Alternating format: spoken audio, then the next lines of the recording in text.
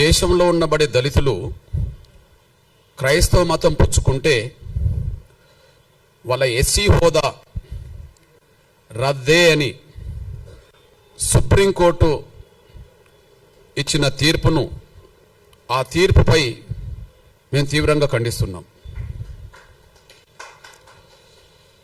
ఎంఆర్పిఎస్ పరంగా అందుకు బలమైన నిరసన కూడా మేము తెలియజేస్తాం.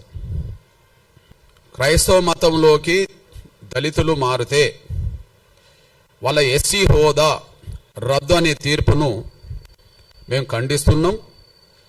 దానిపై బలమైన నిరసన కూడా వ్యక్తం చేస్తాం.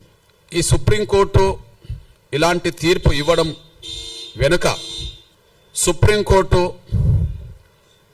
ఇలాంటి తీర్పు ఇవ్వడం వెనుక 1950 నాడు వచ్చిన రాష్ట్రపతి ఉత్తర్వులను బేస్ చేసుకున్నది. 1950 నాడు వచ్చిన రాష్ట్రపతి ఉత్తర్వులను బేస్ చేసుకున్నట్టుగా ఆ తీర్పు చెప్తున్నది.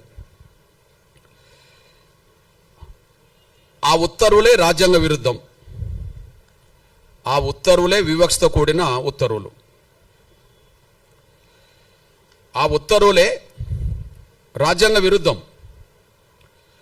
ఆ ఉత్తర్వులు వివక్షతో కూడిన ఉత్తర్వులు. ఈ రెండు తప్పే. నేను ముందు గుర్తు చేస్తున్నది ఏంటంటే, దళితులు క్రైస్తవులకు మారితే రద్దు కావాల్సింది ఎస్సీ హోదా కాదు. ఈ పార్లమెంటుకు చిత్తశుద్ధి ఉంటే, న్యాయ వ్యవస్థకు చిత్తశుద్ధి ఉంటే, లేదా ఉత్తర్వులు ఇచ్చే రాష్ట్రపతులకు చిత్తశుద్ధి ఉంటే రద్దు చేయాల్సింది కుల వ్యవస్థనే.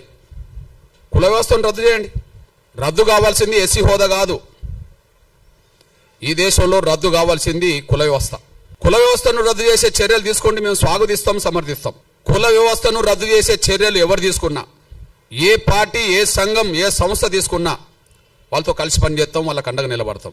అందువల్ల దళితులు క్రైస్తవులకు మారితే సుప్రీంకోర్టు ఎస్సీ హోదా రద్దు చేయడానికి తీర్పిచ్చిందేమో కానీ మేము కోరుతున్నది కుల వ్యవస్థనే రద్దు చేయమని మేము కోరుతున్నాం.